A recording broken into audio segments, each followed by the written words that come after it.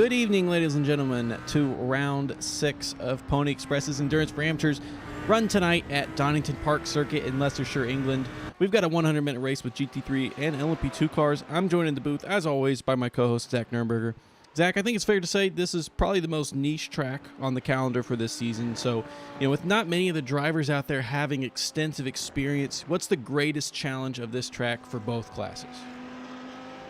I think it's just a tight track. Like you're saying, not a lot of people have a lot of experience, so just trying to find those passing zones. Most people's experience here are going to be a lot of TCR, maybe GT4 open wheels, slower stuff. So I think a lot of these guys are coming out there at their first time in these prototype GT3 cars. So trying to adjust to the speed of the track, the width of the track, and find out like where some of those best spots to kind of make moves and make those tactical passes come into play. So I think a lot of these guys are going to be trying this for the first time and going to produce some really good racing.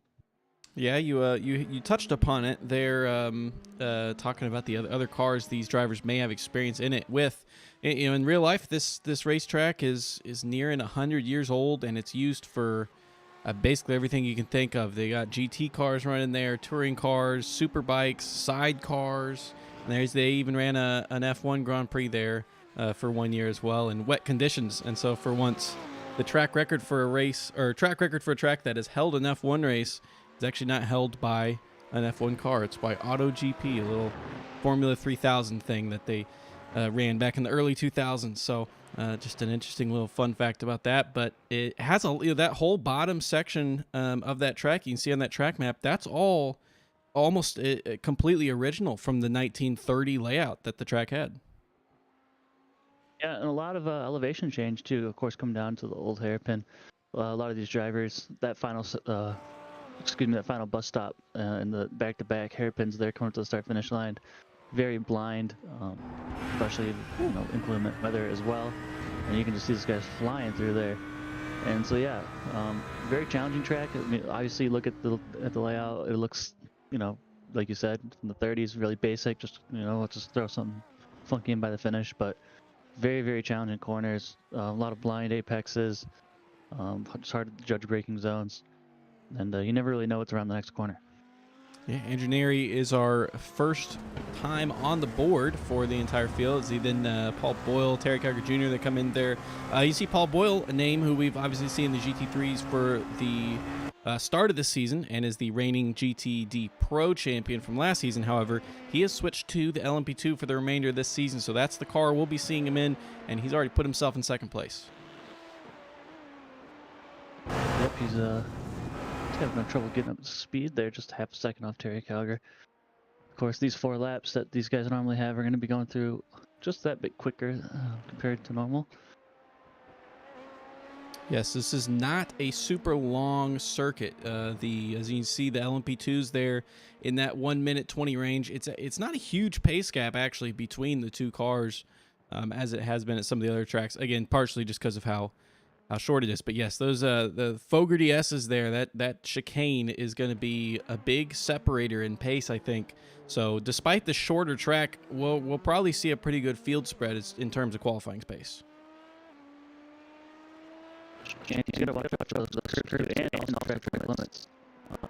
Track tracks, of course, are challenging on the track. That is one of the spots drivers will have to be very careful. You can actually take a lot of that curve, but you take just a little bit too much, then you can get that 1X. Not a lot of slowdowns here. And something we also haven't mentioned is quite a bit of grass. It's not Long Beach. You're not going to spin out and smack a wall really quickly, but especially down in that bottom section of the track, if you find yourself off, you're going to be driving quite a bit to get back on track. Yes, absolutely. Definitely a design that's pre-runoff. There's still plenty of curbs, as you can see on a lot of the exits, but go beyond that and you're immediately in the grass. There's no forgiving pavement really anywhere except for parts of this last section, this boot, which I think will probably give the drivers the most problems. I mean, you're already coming up to a tight hairpin here that Paul Skip's going through in the Melbourne hairpin, but then the final hairpin of Goddard's, something about its geometry just throws drivers off. I've seen a lot of mistakes through practice. We ran this in the practice races before the season, and we saw a lot of really skilled, really experienced drivers making mistakes in this corner here, but Paul Skip nails it coming to the line and see where that puts him. going down the hill, it has like it's like a drop off, like a little ledge. And of course, going downhill, it's always easy to see. But coming back up, you have that car getting light. You can't really see it. The sun's in just the wrong spot too. That blinds you, and very very difficult. Easy to run wide. And by the same token, of course, if you got to get into the pits on the opposite side, it's really easy to slow down too much, and you're either not able to carry the speed or you cut the corner. And as you can see, by the time you get straightened out, the pit exit's already behind them. So makes it really difficult. Also, going into turn 1 here, it is fairly easy to try and open up that corner too much, and actually get a 1x from track extending rather than track cutting. So one of the things the drivers have to be careful about is you got to keep enough of your car off of the pit exit. Yeah, I think that the other thing that they'll have to pay attention to in that turn 1 as well is the pretty harrowing pit exit. The pits just kind of spit you out right onto the track, right into the racing line. So hopefully we don't see any incidents there, but it certainly could hamper some pace for some drivers heading into turn 1, break up some battles potentially. So interested to see if that kind of influences pit strategy again as well. Yeah, you mentioned pre-runoff era, I believe is how you phrase it. This is also a pre-safety era. They just spit the cars right back out and, tell you to let her rip. So a lot of tracks, of course, you got to be careful on pit exit. But this is especially just the way it fans out in the turn 1, as we see. Just what we were talking about here earlier, these really tricky hairpins, rather. And you can just see the bend as you get to the top. Just trying to spot that braking zone. Nick Paletti there's already... Oh. And the sentence was going to finish with already on pole, but it looks like he may improve his time further. He will not. He still has that half-second advantage to Jeff McDonald behind, but unfortunately, that will not be a very strong lap for him. Travis Bell looks to be on a pretty good lap here. Let's see, just cross the line with times. That's going to put him in 3rd place, hopping Christopher Craig, pushing Christopher Craig down to 4th. So Paletti, McDonald, Bell, Craig, Foreman as our top 5 for the GT3s.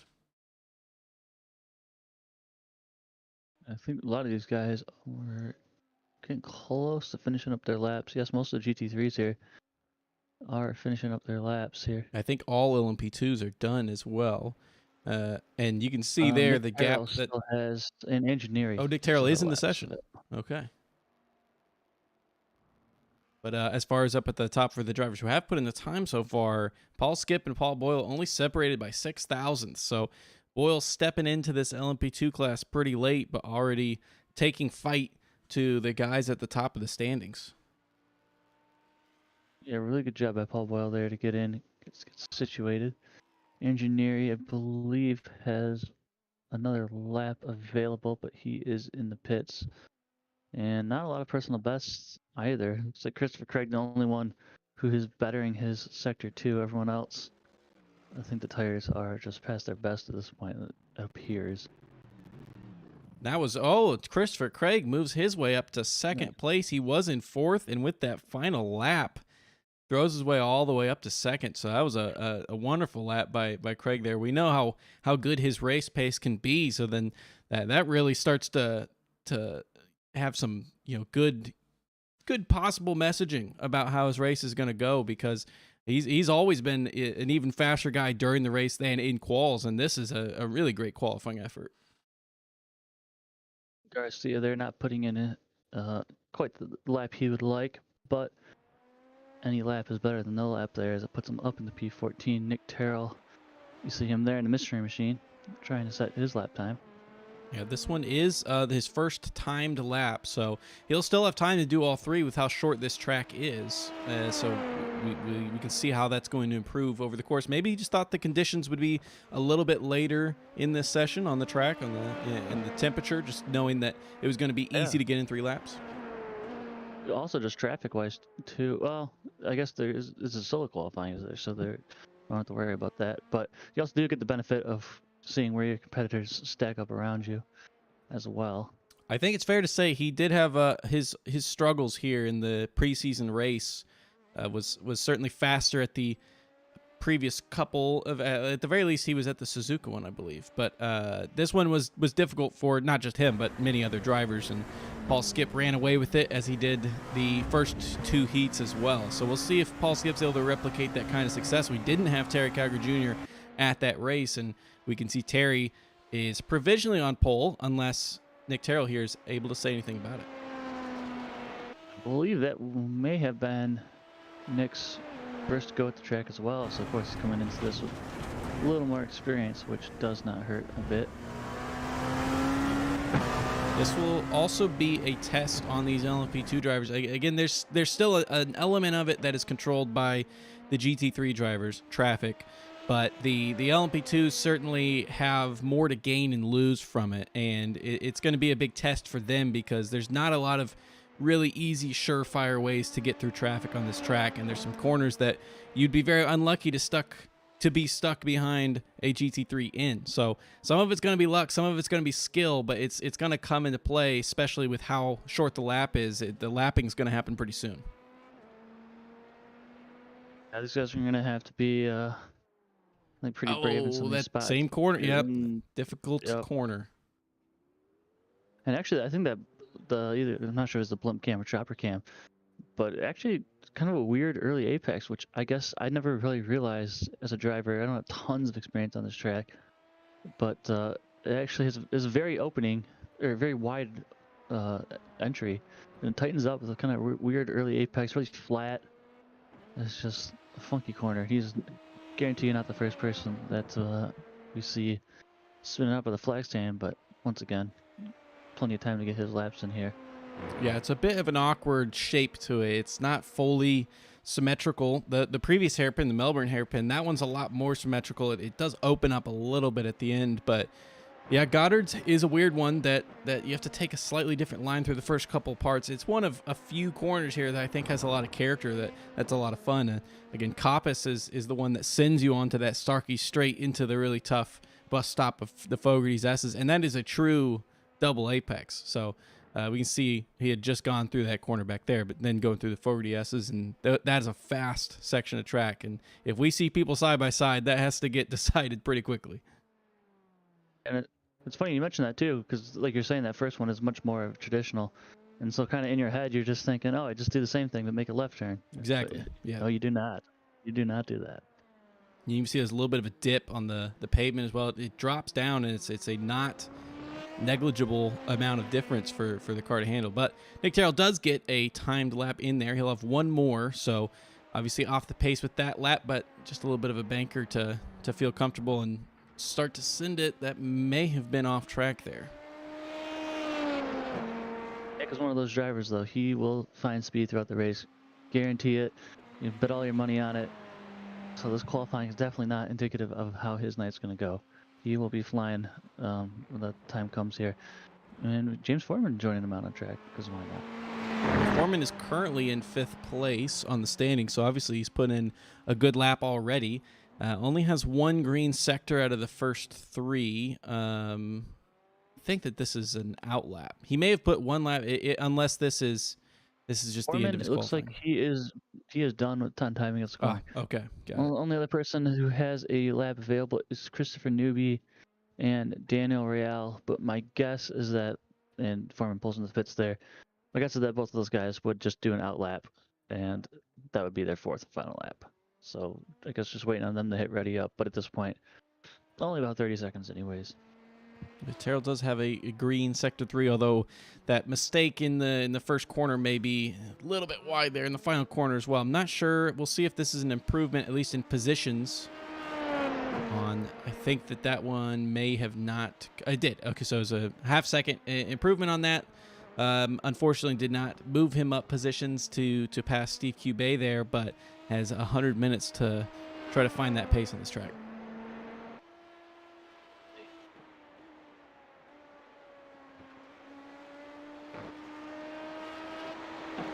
And that is the end of our qualifying session. So provisionally, our pole sitters, Terry Calgary Jr. and Nicholas Paletti, we will double check the standings, make sure that we've got everybody in the right classes, and we will be back in just a few minutes.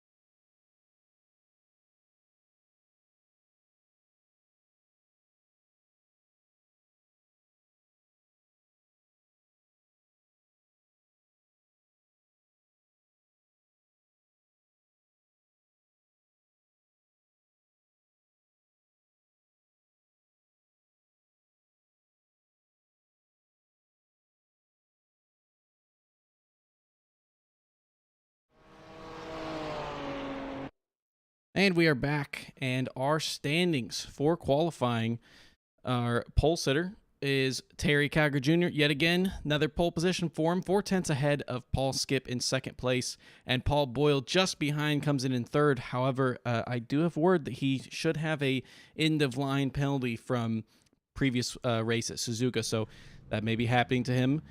Following that, we have John Kelly in fourth, Engineering in fifth, Steve Cubay in sixth, and Nick Terrell in seventh to round out the LMP2 class. And our GTD results are pole sitter Nicholas Paletti, followed by Christopher Craig, our B-class driver. They're in second overall for the class. And Jeff McDonald finishing in third for qualifying.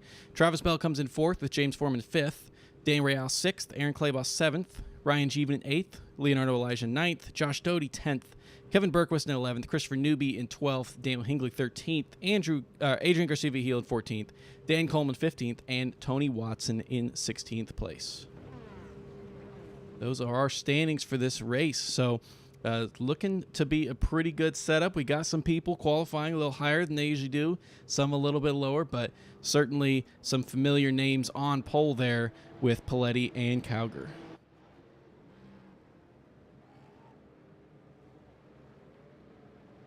They are going to make their way down just this last section of the track. It's going to be not too long of a run into the green flag, but we're not waiting here for a full race lap here. It will be single file through turn 1, coming through the Melbourne hairpin.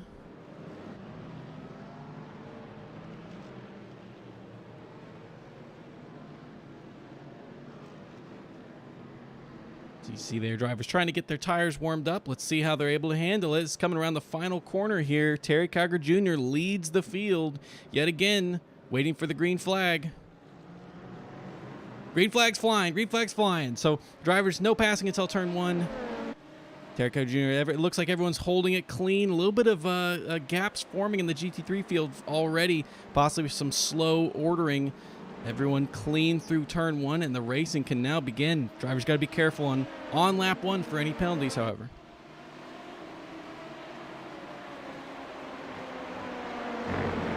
Terry not holding up at all. You see there's still that 6/10 gap to Paul Skip. Paul Skip staying there. Boyle did take that end-of-line penalty, so he's there now in 7th place, just behind Nick Terrell. But other than that, we see no changes on the standings for either class. Good strong start here. No major incidents like you were saying. Paul Boyle looks like he's sizing up a move here on Nick Terrell, but will not make it. Yeah, not a lot of easy places to pass. It's going to be the theme of the night. Leonardo Elijah may have just had an incident there. Hopefully no other cars involved in a collision, but it does look like Leonardo Elijah has gone off track. Let's see what happened. Oh, wow. Just losing the back end there. Very cold tires. So it looks like he did lose a good amount of time there, but I mean, he did contact the wall, ideally. No major damage, but I do see he's out there, so that may have been too bad a damage to handle, but that was a weird incident. Big incident. Going into... Looks like going to the back, Kevin Berquist, who ran wide. Yeah, I see Kevin Berquist, Dale Hingley, and Tony Watson all listed as having an incident. Let's see, Dale Hingley's the first one on my card here. Don't see anything. Just that's Berquist there. Hingley contacting Tony Watson there on the outside. Loses control trying to avoid the mess. Yeah, Tony Watson went around. Looked like he didn't actually get hit. I think just locking up the brakes. But of course, don't want to get yourself involved in that. Luckily, I think it was. Ooh, there's damage to that car. Maybe I something else. Something happened after that, I think. Let's see if I can catch this.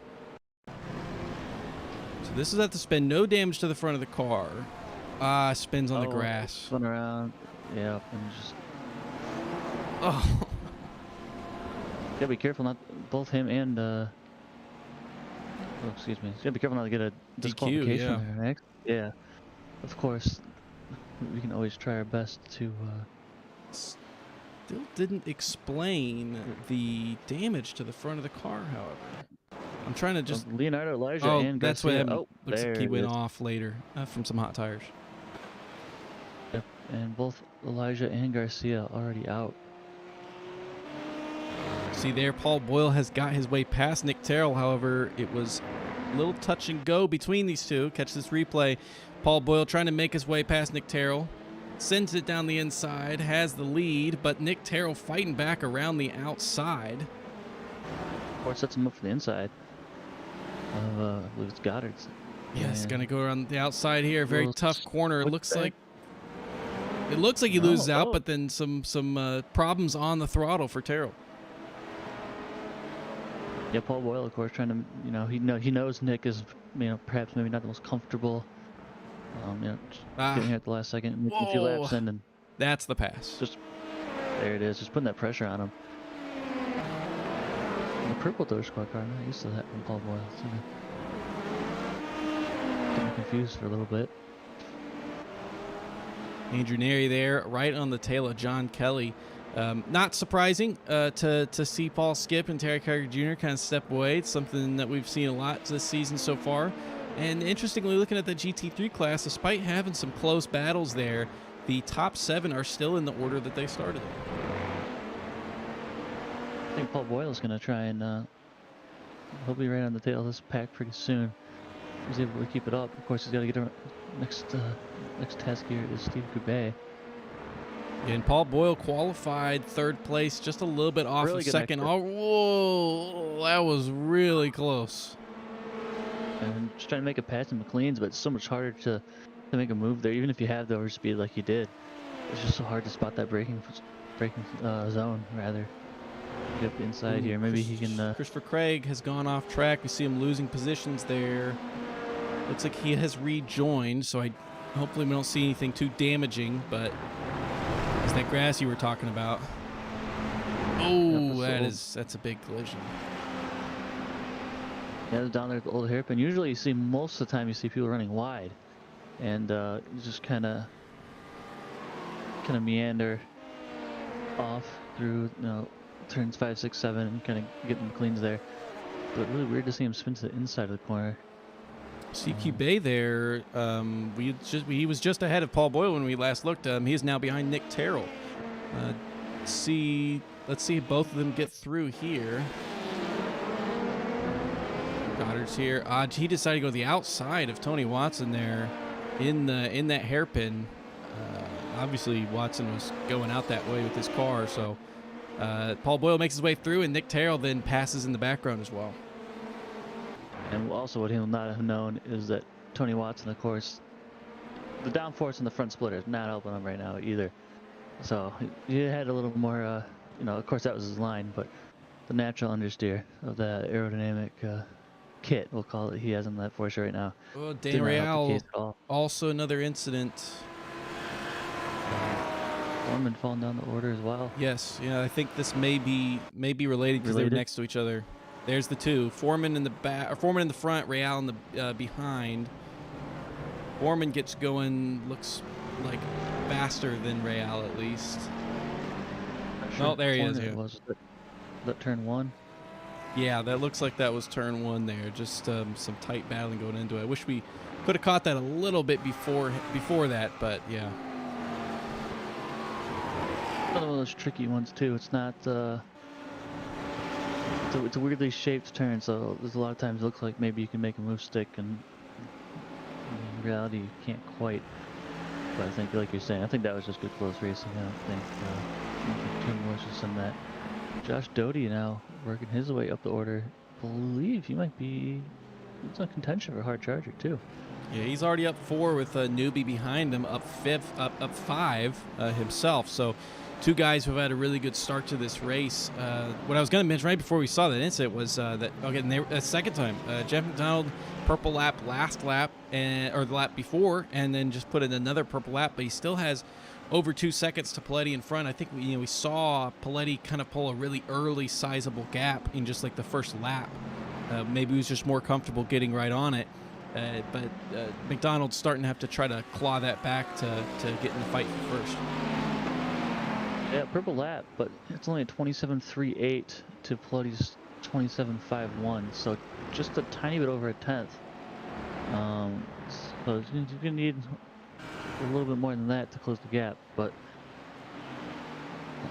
I think if you can keep it at that pace and maintain tires as well, especially with all the mistakes people are making, put himself in a really good spot. As we see, just that Real right there, just pushing each other through the corner. It looks like. Yeah, trying to find a time to get through. Again, Newbies had a great start to this race. Real's trying to recover from that incident we saw between him and James Foreman.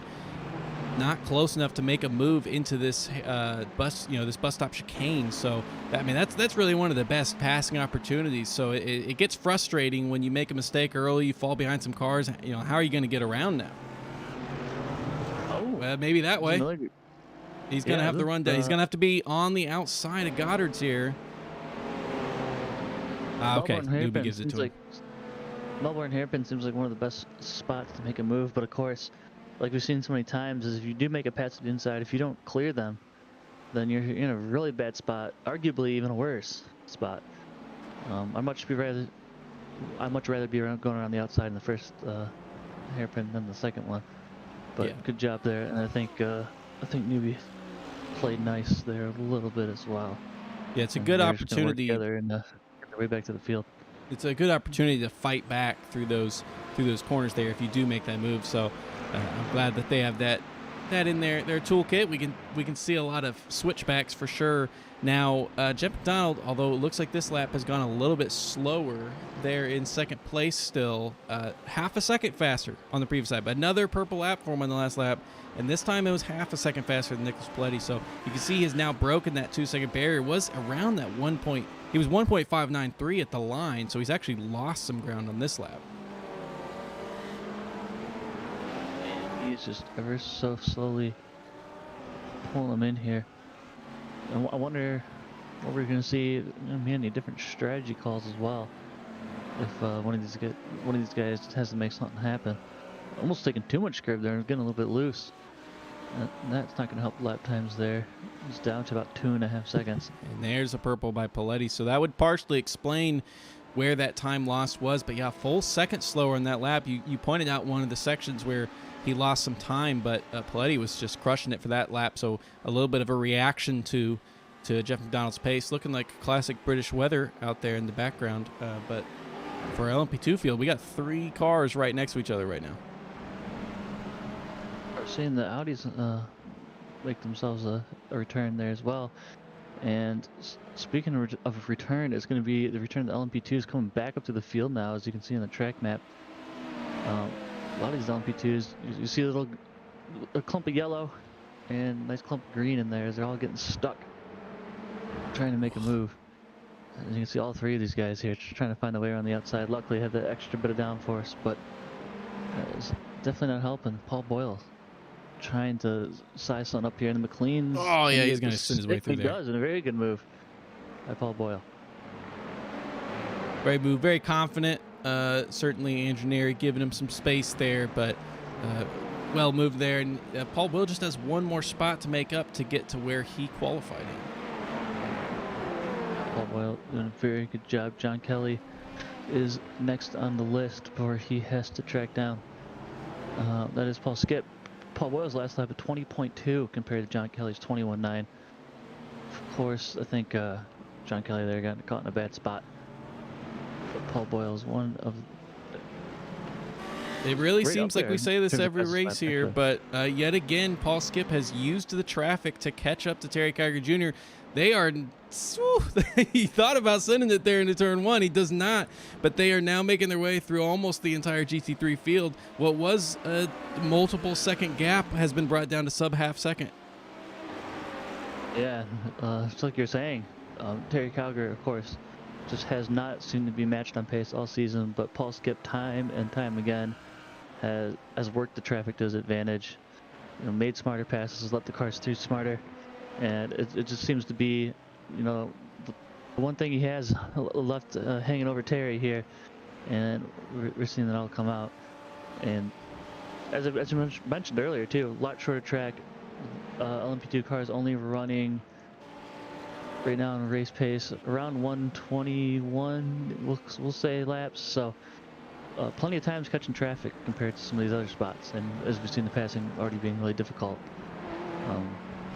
It's just gonna play in the Paul Skip's hands even more. Poor Paul Boyle, just nowhere to go. Yeah, Engineer's still sticking with them due to kind of just following through with this traffic. But yeah, Paul Boyle in this entire lap has still not been able to take advantage of his qualifying speed and get around John Kelly yet, although it looks like it should be coming soon. They're about to make their way now finally through nearly the entire field, coming up to Claybaugh there, who's in 4th. I wonder if Christopher Craig there was going to actually get away, or get in the way, excuse me, of John Kelly. But Paul Boyle not able to make a move. Claybaugh here out of the way with plenty of time, and it looks like a lot of clear air ahead of them until they catch the GT3 cars of Jeff McDonald and Nicholas Bloody, who just pulled quite a big gap on the rest of the field. Yeah, don't forget to mention Travis Bell as well. Those three guys have definitely set themselves apart. Aaron Claybaugh's there in 4th, but he is 9 seconds off of Travis Bell there in 3rd. But yeah, I mean, like you mentioned a little bit before that, all 4 Audis in the race are the top 4. So obviously a quality pick for today's race, but the Ferraris are showing out pretty well also, and it's one that has not tended to, I mean, it's been a safe car, but it hasn't tended to have as much quality results, I think. Yeah, Christopher Craig, of course, the one lone Mercedes AMG driver there breaking up the party. But yeah, a lot of these guys, we didn't see a lot of Audis, I believe, until just last week, or not. Well, in 2 weeks ago at this point. Paul Boyle, he's got to slide through here for sure. The brakes, and I think once he gets clear here, it'll be really hard. Although John Kelly will have one last look at the inside, but just doesn't have the overspeed. And really good job by the squad driver Paul Boyle there to get back to where he qualified. Now he'll have his task cut out ahead of him of chasing up Paul Skip, who we have seen do a really good job navigating traffic, but Paul has that little bit clear air, and I say that, of course he doesn't now. Able to make his way through there. Not an easy section to kind of catch these cars, but really there's no extremely easy section. As a whole, oh yeah, that was Travis Bell. I didn't know if something happened to Travis Bell there. Yeah, okay. Had me worried. Josh Doty, other than those 3, which Engineering maybe sizing up a move on Kelly himself now, but other than those 3 LMP2s, Josh Doty just now dropping out of a second, but was the only sub 1 second gap that we had in the field. 16 minutes into this race, and still plenty to go. A lot of mistakes to make, but we'll see if he's able to catch back up to Christopher Craig. We've seen them pretty close and kind of trading laps. I'm wondering if on my screen, Engineering does have a little bit of damage in that left rear of his car. Shouldn't be enough to really lose him any time, but that is something to keep an eye on. Of course, being stuck in that dirty air, John Kelly would make that move just a little bit harder. Yeah, that may have happened during all those lapping events. We did avoid really any major incidents between the 2 classes, or even mistakes made just due to the kind of the chaos. It's actually pretty clean. It's only going to get easier from here out as far as getting around that traffic. But we can see now that Nicholas Paletti is getting lapped by all 3 of those guys. So pretty much the entire field has made their way through all of the GT3. Pretty much the entire LP2 field has made their way through all the GT3s. It looks like Tony Watson may have had another incident there in the bus stop. Damage to the front already.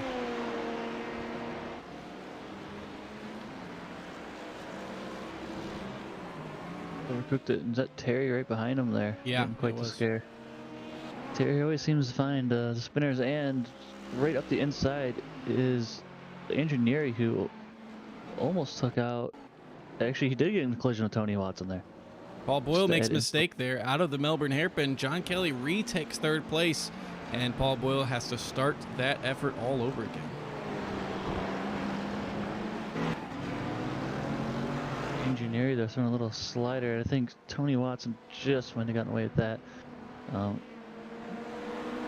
seems to be a hotbed for incidents here. Paul's going to be kicking himself that he lost that advantage. However, unfortunately, having to start from the back, even if he were around John Kelly right now, he would be 10 seconds back from Paul Skip in second place. So, I mean, a lot is going to have to happen right, and he's going to have a lot of pace to really catch up to those top two guys. However, we've seen it happen before, so definitely don't take it out of consideration. Nick Terrell there's in seventh. However, he's pressuring Steve Cubet as well, also trying to get into sixth. We just saw one GT3 car flying across the leader. So never say never. I don't want to speak into existence. Paul Boyle really late in the brakes there. Impressive he didn't get it locked up. Let's see if he can make a switchback here coming into the final corner. Purple lap by Terry Calgary there, back. Getting into the 18s, 18.9. Very fast lap. Terry obviously not struggling with the tires.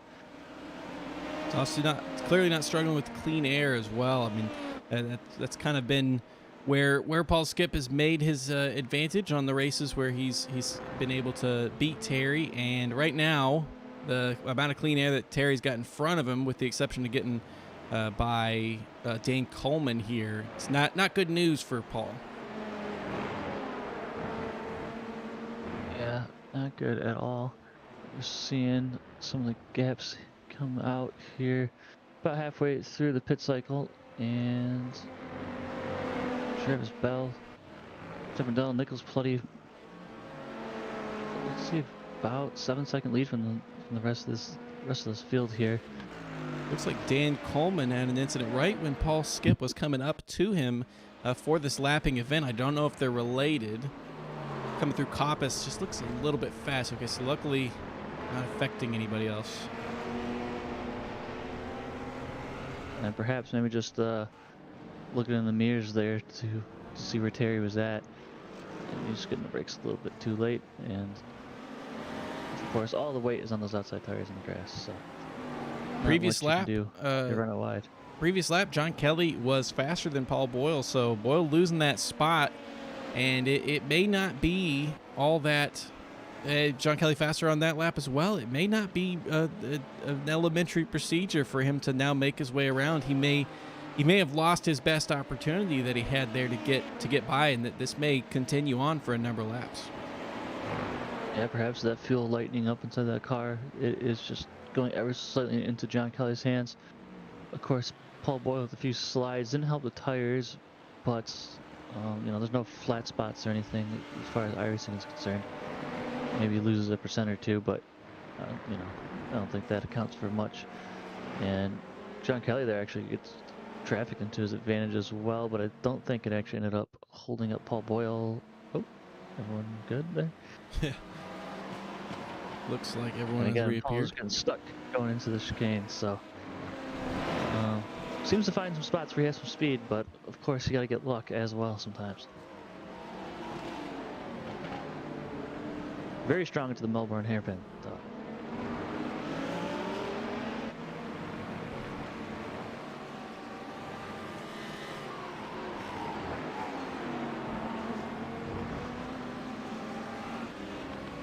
As he goes around the outside, looks like Andrew Neri has that damage in the car.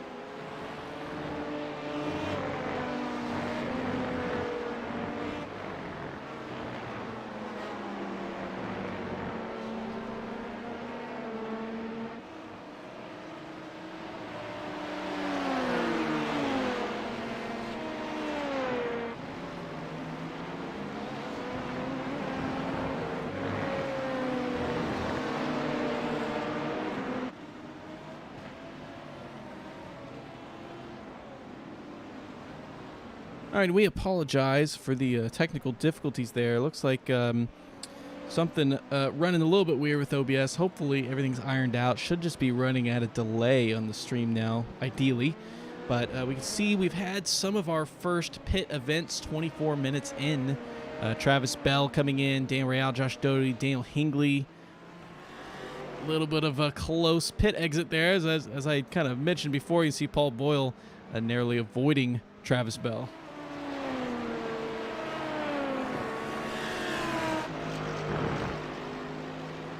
LMP2s we wouldn't anticipate on pitting for a while now. It's still going to be probably another 20 minutes or so. However, I am interested in seeing. I mean, this isn't. I can't imagine that this is a low tire wear track. This should be a one that eats up at the tires, and we may see some earlier pit stops by the LMP2s to kind of take advantage of that, or try to eliminate some time loss, and that might be what we're seeing with the GT3s as well, because it does seem like some of them are pitting a little bit early. This doesn't seem like one of those tracks where, like you're saying, tires should not be terrible. It might just be one of those you want to pit for traffic as well, because the traffic is, it is very thick.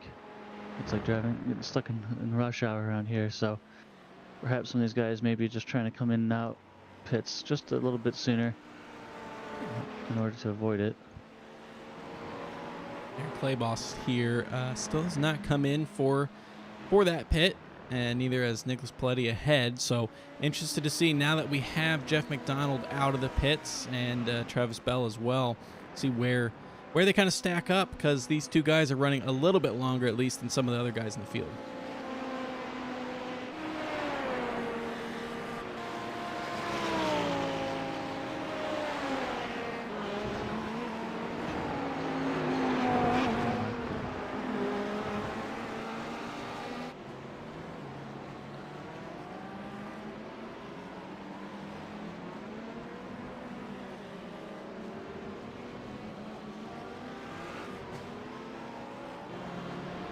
And Nicholas Paletti there coming into the pits for his first pit stop. So we'll see if Claybaugh does the same. It looks like he is hugging it pretty tight. It's not the easiest pit entrance. It's a little bit of an awkward, you have to take the corner differently. And if you don't announce to the guy behind you, maybe a little bit of a surprise. So you can see there Nicholas Paletti sitting in his pit stall, and we'll see how long it takes for him to get out. But he had a decent little gap to Jeff McDonald behind before coming into the pits. Yeah, I think I mentioned it earlier, really easy to kind of overcook the corner and run wide. And of course, pit entry, now you got to go ahead and do the complete opposite. So, never as straightforward as a pit entry should seem like it is. And you can see him there getting going in the background there. Yeah, Paletti through quite easily. I think that he's actually extended his gap a little bit on McDonald behind. So now 5 seconds. A very strong race for Paletti. We've seen a couple races so far this season that started out pretty strong. Unfortunately, had something happen. Obviously, had a wheel malfunction at Silverstone, and then at Suzuka, he and his teammates, or he had an incident earlier, but then he and his teammate Aaron Claybaugh got together. So this one has definitely started out really well for him, and ideally for him, he's able to take it home, but he has a lot of race to go still. Absolutely, and these pit stops are going to be paramount. Looks like everyone is in and out cleanly now. That is all the pit stops done for GT3 cars. Just the P2s left the pit. This we see newbie here trying to make a move on Doty. These guys have been, if I recall, pretty close all race. Not a lot of give and take between these two. We just saw Paul Boyle just lost 2 spots. Let's see what happened here. John Kelly makes his way around. Oh, well, Paul was way off track there. That was in the final chicane, or the final hairpin. Well off track there. Must have gotten the grass, and that caused him to lose both positions. Is there perhaps an incident in the bus stop there? And he just kind of slid through the gravel onto the exit of the other hairpin there. I'm not sure. Maybe an accident here as well. You may wonder, Jeff McDonald had made some sort of error there in that bus stop chicane and lost positions to both Claybaugh and Christopher Craig. Or perhaps slow down possibly as well. If you took too much of the curb on the going through there. Yeah, that is a possibility. Don't have it popping up anywhere for. Well, actually, no, he was off track for nearly 12 seconds. So let's see the initial incident. Just pretty hot through there. It looks like A little tank slapper. Okay. And it just looks like he's ever to slow down. He will get that thing back going. Yeah, was running there in second place. Now dropped down to fifth. However, has fourth place right in front of him and right in front of that Aaron Claybaugh. So it's still possible for him to easily make his way back into those podium spots. But now that looking for the win, looking a lot more difficult now that we're 18 seconds instead of 5 seconds back. I mentioned too is Christopher Craig now looks like he may be passed, but still top 4, top 5 points now in the GTD amateur class. So Kevin Bergquist is the next amateur, all the way back in 10th. So this 4-5 car gap is gonna be really, really big for points. So really good job by Christopher Craig. Keep it consistent, keep it clean, and of course still a long race to go for him as well as his competitors, but off to a really good start for the championship points. Yeah, maybe our only race this season where our current B class winner or B class leader with Christopher Craig, possibly the only race this season where he has not gained spots from the start. However, it's still, as you said, been a massive success so far with those 6 places back to his next rival. James Foreman made his way through 2 drivers here. Let's see, both guys going way off track. Doty and Newby. And, we said they couldn't get past each other, and, one goes off track, so does the other, so they still can't get past each other. We saw James Foreman, unfortunately, involved in a racing incident earlier in this race and lost a lot of spots, but I think he'll be a little bit happier after 2 spots just absolutely gifted to him going into turn 1 there. James Foreman out. All he needs to do is get back past Jeff McDonald to get up into the top 5 where he originally qualified. Obviously going to be quite the task there as these guys are charging to the field here, but Foreman, of course, like you're saying, definitely won't be disappointed there. But Newby and Doty will be right on his tail. Although you gotta, if you're James Foreman, I think this is the time you gotta try and break away from these guys while they're fighting as hard as they were.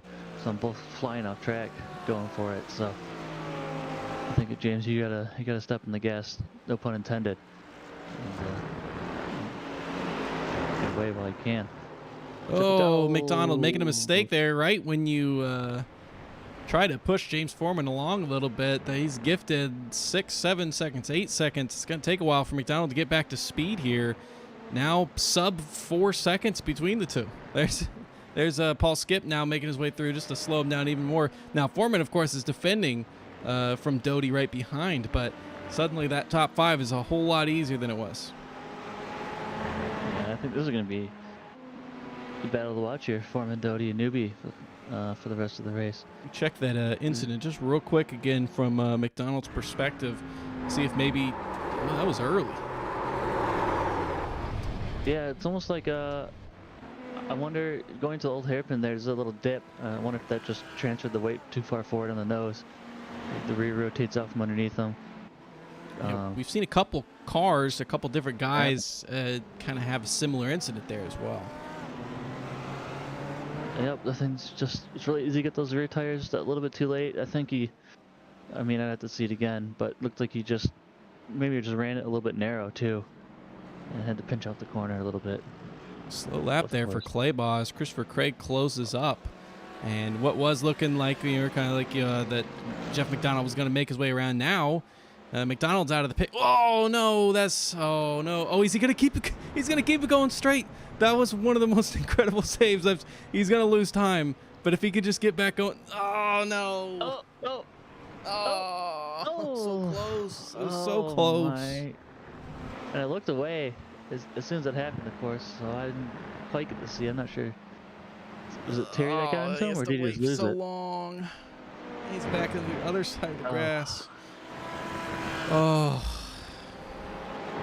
that was a little oh, close by Terry. There was certainly some net code involved there, but that was pretty close, and his car is crabbing impossibly hard. So even if he had got it going back straight again, the car's toast, unfortunately. and those valuable top 4, top 5 points that we were talking about earlier. And he's going to be towing. Of course, I looked down, but that was almost one of the most incredible saves I think I would have ever witnessed. I called it too early. It was looking really good. And yeah, just unfortunately getting those tires back on the pavement from the grass, just unsettling the car a little too much. However, as we saw, it had worse damage than we kind of initially expected. I'm surprised it had, that bad. It wasn't even driving straight, and that seemed like a pretty minor collision, at least on first view. The thing is, you never know with netcode. You can not touch, and you can Yeah. have a spin from 4 feet away. You can touch really lightly, and then all of a sudden your rear left tire is next to your rear right tire. So it's just, I think it's just one of those unfortunate incidents. I don't think there really was that hard of a collision. Didn't really hit the wall, didn't do anything. But sometimes iRacing, waves its magic wand and says you're gonna have a bad day. And I think that is just unfortunate what happened. And of course, as a result of Terry getting caught up in that, looks like Paul Skip is gaining just that little bit extra. Of course, Terry running a 23.7 that last lap to Paul's 20.3. So Yeah, you have to turns wonder. out, That was major damage to the rear of Craig's car, and if there was any sort of equality as far as the amount of perceived force on Terry's car, then he may have some issues to the front. So I don't know if you're able to double check and see if I don't see anything here from this view, but it would be on his front left, and it looks pretty clean to yeah, me. see if I can get a closer look. Paul Boyle doing a little drift in there as well. And just an update as well. Tony Watson and Daniel Hingley both have parked the cart for the afternoon, along with Garcia and Elijah. So those 4 are out for the night, unfortunately. And I will get a look here at Terry Calger's car and see if I can report back. Josh Doty had passed James Foreman for one split second, and Foreman able to fight back. I'll check that incident, that battle, when we get some free time here, but I want to catch this stuff live. It does seem like that's probably one of those incidents or examples that we saw in the Melbourne hairpin, where maybe Josh Doty's able to get a nose ahead, but then had to stick his way on the outside of Goddard's and fell back behind. I can confirm no damage for Terry Calger. So I think, like you're saying, with netcode, just you never know what you're gonna get, and Terry got a whole lot of nothing. And so good for him. He will be happy to hear that from the lead of the race, of course. These 3 just all stacking up. Everyone trying to look to make a move. Christopher Newby got a really good run through McLean's there on Joshua Doty. But I think Joshua Doty's just going to hang on to just enough slipstream. There's just no good long runs here you've got to really nail a turn and the guy in front of you to make at least a little bit of a mistake, just because there's nowhere that's that straight here. There's a few straights, but they're all pretty short. Foreman looks like he ran just a little bit wide. Joshua Doty got a really good run through the S's there. Christopher Newby, I think, just missed that first apex by half a tire. And even when it's just that tiny little bit of a miss, you can see how much time he lost to Doty ahead, and loses a little bit more time there, as you can see in the background, running a little bit wide in that extremely tricky final corner.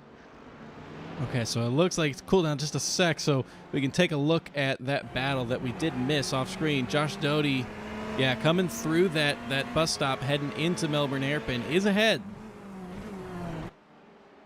Oh, but he went deep. Looks like he had trouble slow. So James Foreman with the switchback to retake the position. That was a nifty little move. We haven't seen that yet. Yeah, he kind of cut out there, but he was coming in extremely hot. And smarter, not harder there. So, sometimes you just gotta let him fly through and get that switchback on him. That's exactly what he did. Yeah, it's good awareness by Foreman to to realize that that's what was happening. Terry Calgar Jr. coming into the pits, so for now that's going to break up that battle that we saw. Paul Skip's going to inherit first place, and we're going to see, you know, what's the correct strategy. It's a little bit later than we've seen Terry typically come in. We typically see him come in around that 33 to 35 minute mark. We're getting close to that 40 minute, but if he wanted, you know, if the LB2s want, they could still go probably to the 45 minute mark or so, especially with not too much on throttle here.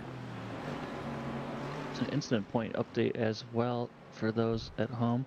Engineering and Nick Terrell both on 10. Jeff McDonald on 11.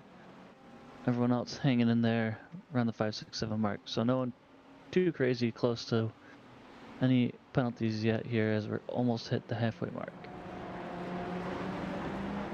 Yeah, it doesn't surprise me too much. You're not going to really get an off track here without probably losing some time. There's not a lot of competitive edge off tracks here, I'll say that.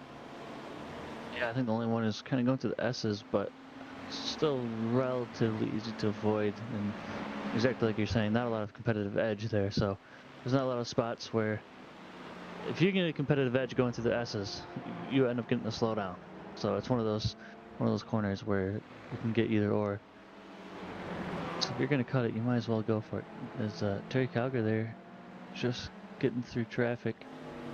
And Christopher Newby's starting to fall off the pack here of Doty and Foreman. Well, Skip also has now come to the pits, as well as engineering Paul Boyle. So just a few seconds, we'll see where that puts Skip and Calgar. Calgar pitting 1 lap earlier. You can see he's dealing with this traffic. Oh, poorly timed, unfortunately. This may put him really close. Let's follow Terry and see where he comes out here.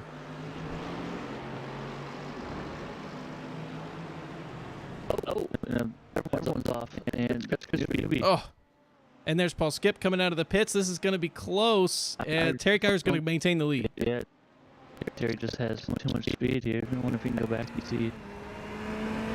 I think James Foreman maybe just overcooked it. Oh, yes. Oh, I wonder what happened there. I wonder if he was just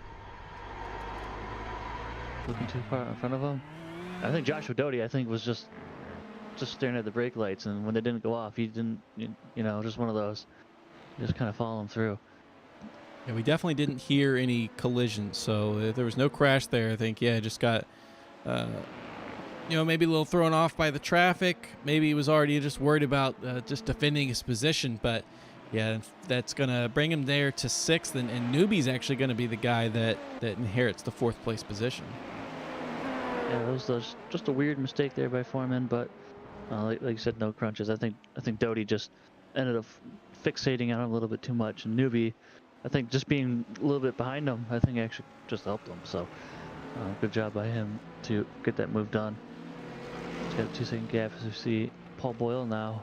Next driver he's got to work through his engineering. He is right on the tail right there and clear the traffic just in time.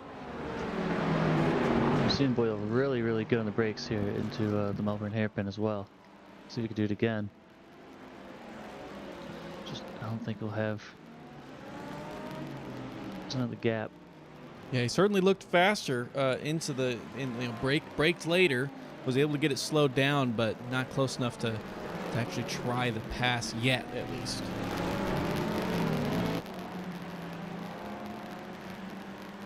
Looks like that's Jeff McDonald here, gonna break up the party. So we'll see. Paul Boyle can use some of the traffic to the advantage, and actually looks like a pretty good spot for Boyle to catch him there. You see there, both of our leaders are also both the guys with the fastest laps in their class. Oh, excuse me, that was McDonald running wide there. McDonald there is one of the fastest guys on track as well, with a 1:27.3, only a 10th off of Paletti, but unfortunately a couple incidents has him down there in 7th place right now.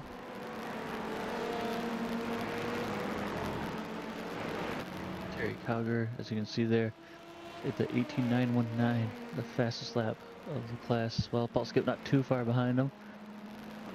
The only driver to make his way into the 18s. We'll see if that's able to change later in the race, if there's more better track conditions. Obviously, they're going to be getting new tires a lot. Paul Boyle's sending his way on the inside, but this is not convincing enough yet. He's going to have a lot of work to do down here into the final corner. Yeah, he's going to have to totally back out of that one, I think. Yeah, I was gonna see maybe he could try and set a switchback, but I don't think he follow through. Wow, a little Formula drift there. Yeah, a little loose by Neri and a little looser by Paul Boyle behind, but both get away with it. Definitely looks cool for the broadcast, though. Cannot complain with that.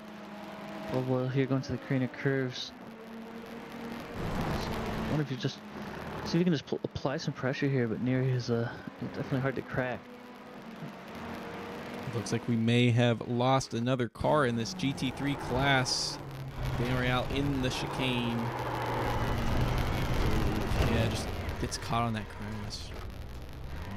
And that is Daniel Real out of the server too, so his night is officially done, and that brings the total to 5 cars that are out. Yeah, none of the LMP2s so far. It's just been all the GT3s having, do you have a theory? Why are the GT3s having a more of an issue here than the LMP2s are? I mean, the LMP2s are generally a little harder to drive, but it seems like the GT3s are the ones struggling. Yeah, I think personally, I think it's a lot of just how should I phrase it? It's the terrain. Really easy to kind of unsettle the balance of the GT3 cars. You see going to the old hairpin, you can lift off or get on the brakes, run a different line, and of course it transfers a lot of the weight, and it's just really tricky. I think the prototype cars are just generally speaking a lot stiffer with the extra downforce, so I think you just don't run into quite as many of the weight transfer issues as at least that's what I'm predicting it is in the GT3 cars. I don't really think it's a lack of grip or tire temperatures or anything like that. I think it's just really tricky, just very, very hilly,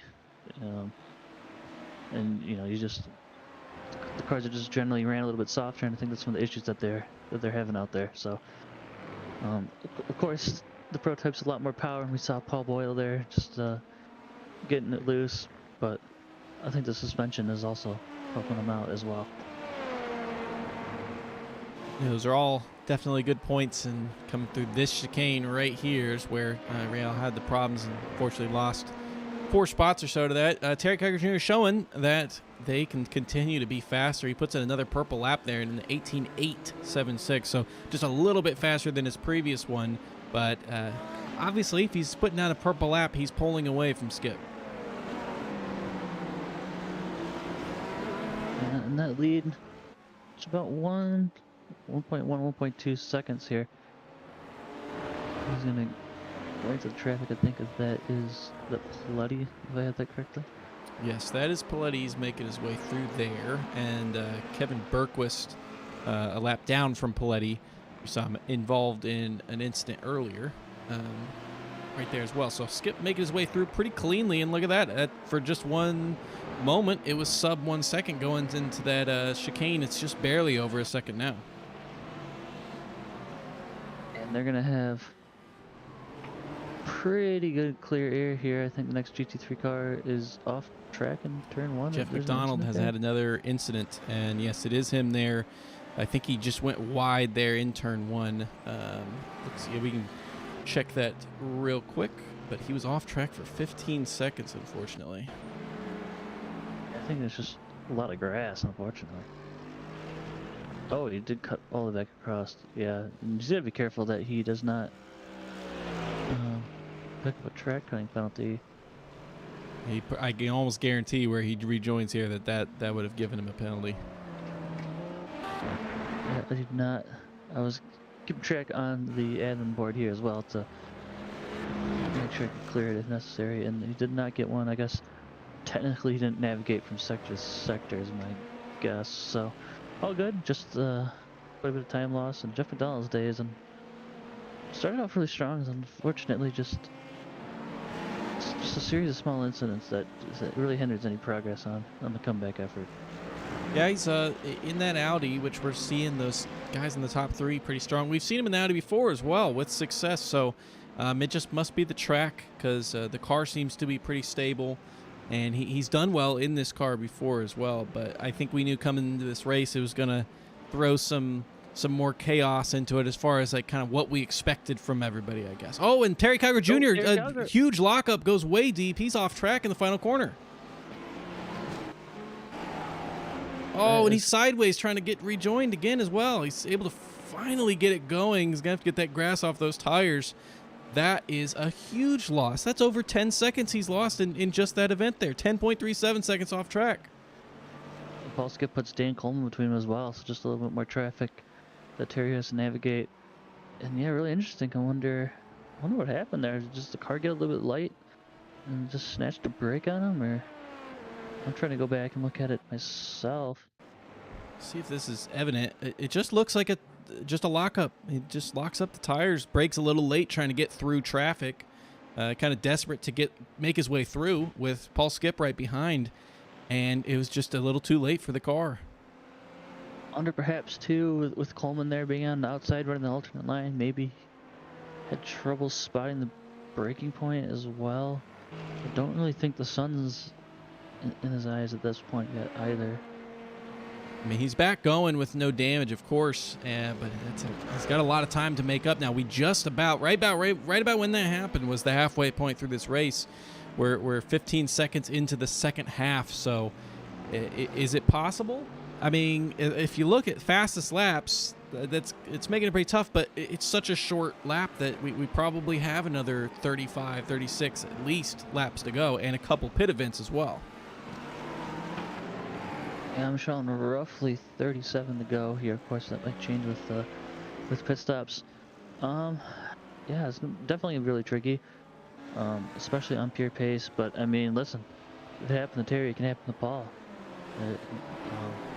The same goes for Plutty and Travis and the GT3s. I mean, the reality of it is that there is 49 minutes left to go, and if you make a mistake, you will be punished. So, Terry's gonna have his work cut out for him, no doubt. But it doesn't make it any easier on Paul Skip. He's got to avoid those same mistakes. So, yeah, the silver lining for Terry in that event for sure was just that he only re-lost a spot to one GT3, because if he had fallen behind a really large group and then he was going to have to deal with, like, that was going to be a real killer blow. Luckily, it was just that Dan Coleman car who he was next to when he went off that he just had to make his way around for a second time, essentially.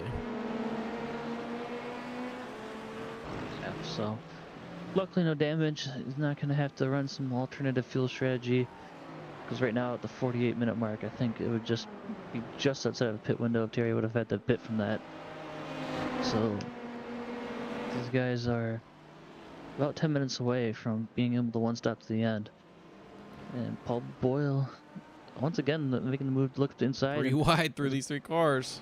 Berquist, looked like he's going to use Berquist to kind of get in the way there, but I'm surprised Neary is actually able to sneak through.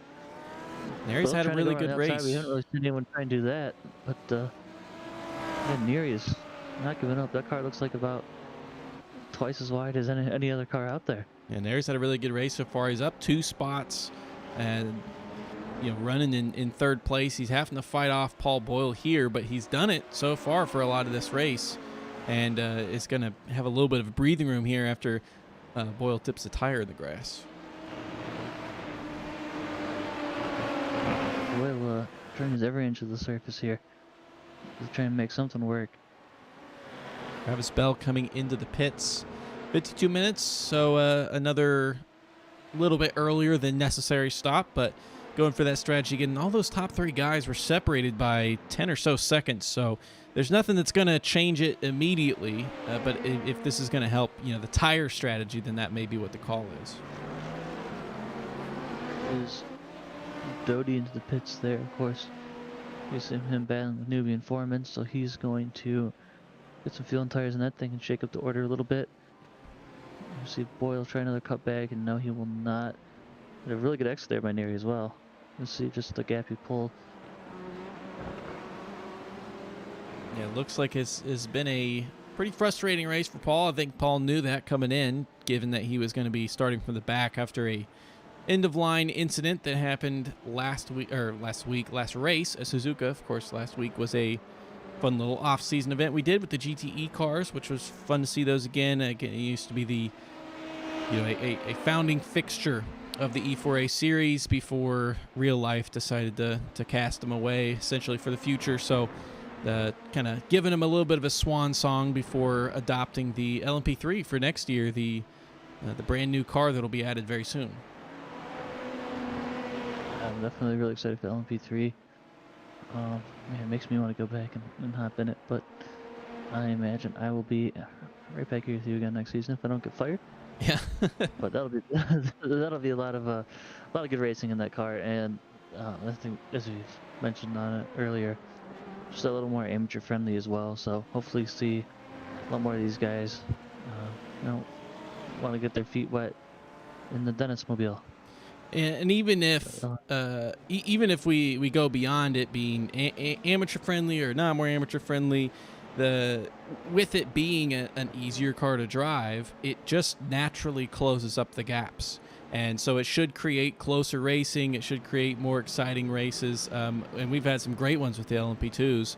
But, the guys at the top, like as we see right now, Paul Skip, Terry Kyer Jr., those guys. Ooh, Terry has lost more time. He went off track again. So I'll check this replay. But it'll make it more difficult for them to pull away from some of the other guys.